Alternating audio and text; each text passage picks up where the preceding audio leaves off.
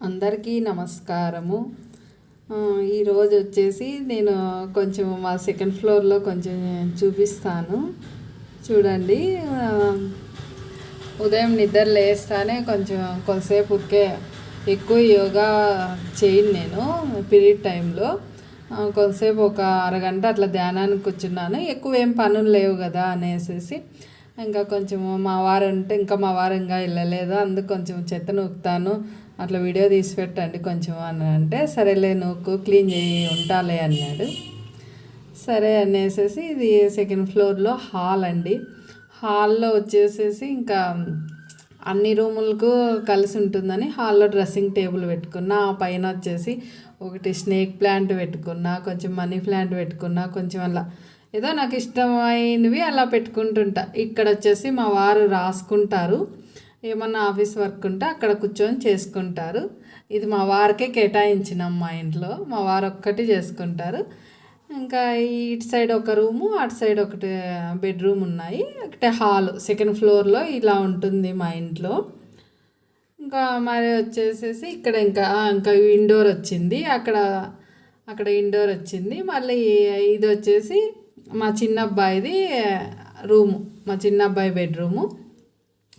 Third ఫ్లోర్లో పెద్ద అబ్బాయిది ఉంటుంది. ఇక్కడ చిన్న అబ్బాయికి కొంచెం బొమ్మలు, నాలాగే కొంచెం బొమ్మలు ఇంట్లో అంటే తన వస్తువులు తను జాగ్రత్తగా పెట్టుకుంటాడు.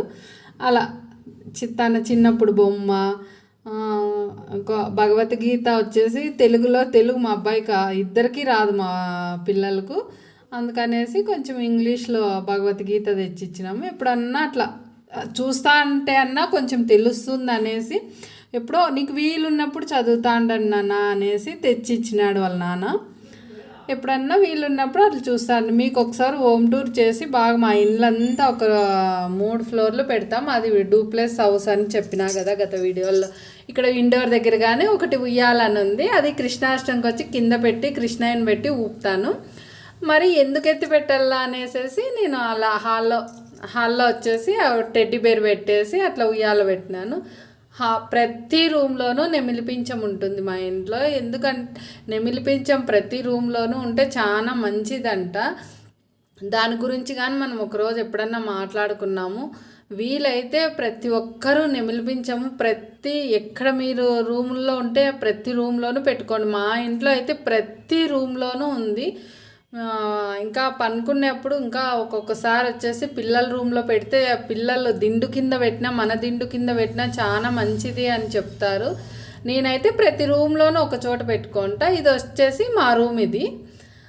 ఇంకా ఇది మా రూమ్లో చెత్త నూకుతా అన్నాను. చెత్త నూకేసి మాప్ పెట్టేసి ఒకటేసారి స్నానం చేసేసి దిగుదాంలే అనేసి క్లీన్ చేస్తా అన్నాను. ఒకరోజు బాగా క్లీన్గా హోమ్ టూర్ చేసి అన్నీ మీకు నిదానంగా ప్రతి ఒక్కటి చూపిస్తాను.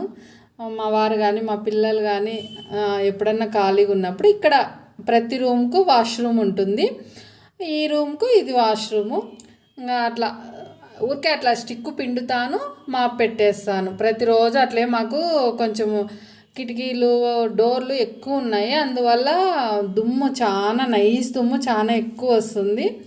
అందువల్ల ప్రతిరోజు అన్నీ క్లీన్ చేసుకుంటాను. ఇంకా రేపు అన్నీ కటన్స్ తీసి అన్నీ ఎక్కడైనా బూజులు ఉన్నాయి ఏమంటే మన పండగ వచ్చింది కదా, పండగకు అంతా క్లీన్ చేసేసిన. ఇంక కటన్స్ అన్నీ తీసి కొన్ని కటన్ల హాల్లో ఒక్కటి ఉతికే ఉతుకుతుంది, మిగతా కటన్స్ అన్నీ ఏమి ఎక్కువ ఉండవు అనేసి ప్రతి నెల మారుస్తా కాబట్టి నేనే అట్లా సర్ఫ్ వేసి అట్లా దేవేసి ఆరేసుకుంటాను.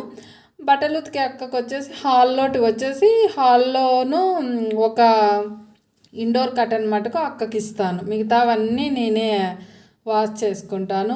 ఇంకా కాళ్ళ పట్టలు అయితే 8 ఉంటాయి కాళ్ళ కింద, అవి పట్టలు కాళ్ళ కిందివి. అవి కానీ అన్నీ ఒక్కొక్కసారి అక్క వచ్చినప్పుడల్లా ఒక్కొక్కటి వేస్తూ ఉంటాను. 2 సెట్లు పెట్టుకున్నాను, ఒక్కొక్కసారి ఒక్కో సెట్ వేస్తూ ఉంటాను.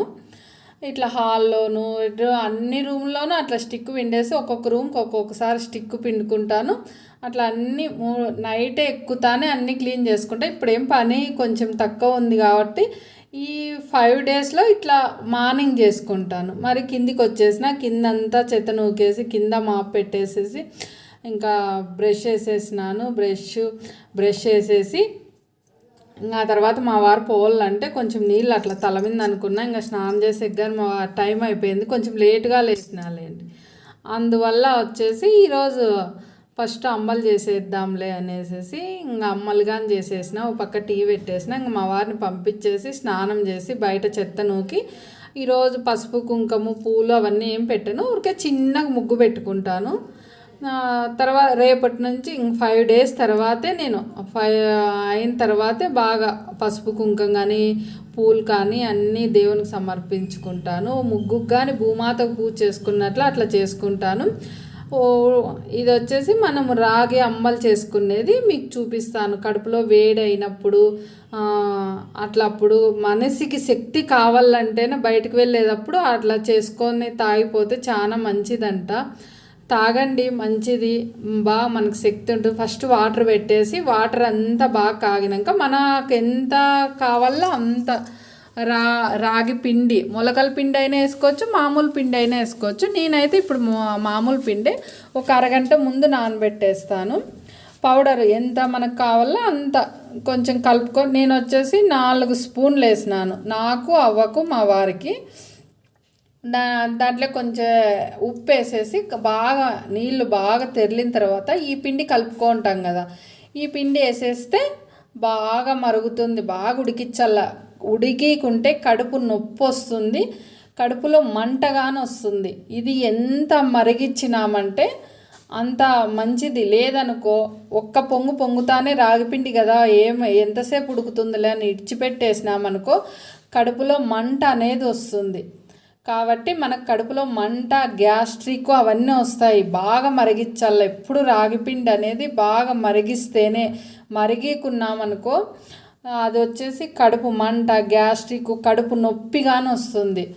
అందువల్ల కొంతమంది రాగి సరి తాగితే మాకు కడుపు నొస్తుంది అంటారే, రాగి అంబలి సరి తాగితే కడుపు నొస్తుంది, కడుపులో మంట అంటారే. ఇలా చేసుకోవడం వల్ల ఇట్లా వస్తుంది. మనం ఎంత మరిగిస్తే అంత బాగుంటుంది. మరి వచ్చేసి ఇంకా బాగా మరిగిన తర్వాత మనకు కావాల్సిన పదార్థాలు కానీ అవన్నీ చూపించినా కదా, అట్లే ఇంకా అది మరిగే లోపల అనేసి మా వారంతా ఇండ్లు అంతా తీసుకుంటూ వస్తా అన్నారు. నైట్ అన్నీ సర్దుకుంటా నేను. పొద్దున్నే లేస్తే ఏం పని క్లీన్గా ఉంటుంది. బిరివిరా ఇంకా ఆటికి ఇంకా చెత్త నూకేసి పెట్టుకునే దీపారాధనలు, స్నానాలు, ఆ టిఫిన్లు ఇవే కొంచెం మేము ఇవన్నీ చేసుకొని తాగుతాం కదా, అందువల్ల మాకు లేట్ అవుతుంది. టైం అయితే నాకేమి ఖాళీగా అయితే ఉండను. మా ఇంట్లో ఏదో పని ఉంటుంది. ఇది ఈ కింద ఫ్లోర్లో చేసినాను అనుకో 5th floorలో ఉంటుంది, పైన చేసినానుకో ఆ పైన ఉంటుంది, దుమ్ము ఉంటుంది.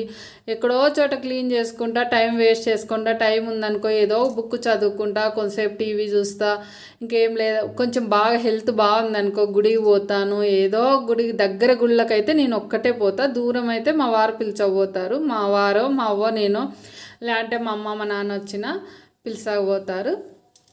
దగ్గర గుడికి ఒక్కటి మాకు చుట్టూ ఉన్నాయి గుళ్ళు, అన్ని దేవాలయాలు అయితే చుట్టూ దేవాలయాలే ఉన్నాయి. ఏ గుడికైనా పోవచ్చు. ఏ రోజు ఆ గుడికే అలా పోతా. టీ అయింది, టీ వడిపోసేసినాను. మనకు కావాల్సినవన్నీ పదార్థాలు ఫస్ట్ ఇంకా టీ ఇచ్చేసేసి మా వారికి ఇచ్చేసి మా వారు తాగి వెళ్తారు. ఇంకా మా అవ్వ వచ్చేసి నాకేమొద్దు, నాకు గంజి ఇచ్చేయి అనింది. సరేలే గంజి తాగేసేసేయి అవ్వ అనేసి రాగి గంజి అంటేనా, రాగి గంజి అంటే బెల్లము చక్కెర చేస్తారు. ఇది రాగి అంబలు అంటారు. ఇంకా మా వారు ఇచ్చేసి పోతారు, లేదంటే మళ్ళీ నేను ఎక్కలేను అనేసి ఇది మజ్జిగ నీళ్ళల్లో కలుపుకొని మనకి ఎంత కావాలో అంత టేస్ట్ తగ్గట్టు మజ్జిగ వేసుకున్నది. 1కి 2 సార్లు చెప్తాను నన్ను, గంజి అనేది బాగా మరిగించండి. మరిగికుంటే కడుపు నొప్పి మంట అనేది వస్తుంది, బాగా నీరసం తగ్గిస్తుంది. కొత్తిమీర ఆనియన్ మనకి ఎంత కావాలో అంత వేసుకునేది, నిమ్మరసము మజ్జిగ ఎంత కావాలో అంత వేసుకొని తాగేసిపోయినామనుకో బయటికి పోయే వాళ్ళకు కొంచెం నీరసంగా ఉండారే వాళ్ళందరికి కానీ శక్తి వస్తుంది. మనకు ఆరోగ్యకరంగా ఫుడ్ కావాలంటే మనము సన్నగా కావాలా, లావు ఉన్నాము అనుకునే వాళ్ళందరికీ ఇట్లాంటివన్నీ చాలా ఉపయోగపడతాయి.